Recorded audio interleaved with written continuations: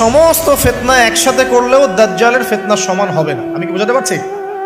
পৃথিবীতে চলমান যত ফিতনা আছে, ব্যক্তিগত ফিতনা, পারিবারিক ফিতনা, সামাজিক, অর্থনৈতিক, পলিটিক্যাল, সব ফিতনাগুলো এক জায়গায় করলেও মাসিহুদ দাজ্জালের মতো ভয়ঙ্কর হবে না।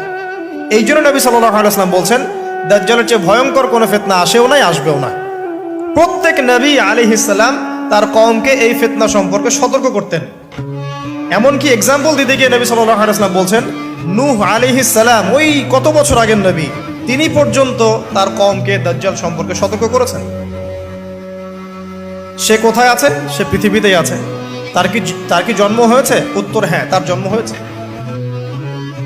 সে কি এখন আত্মপ্রকাশ করেছে? উত্তর না, সে এখনো মানুষের রূপে আত্মপ্রকাশ করে নাই।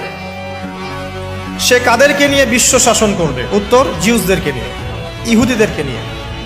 দাজ্জাল কাদেরকে নিয়ে বিশ্ব শাসন করবে? ইহুদিদেরকে নিয়ে। আমার কথা কি বোঝা যায়? নবী সাল্লাল্লাহু আলাইহি ওয়াসাল্লাম বলেন, সে এত বড় ফিতনা, সে 40 দিন পৃথিবীতে বিচরণ করবে। কয়দিন?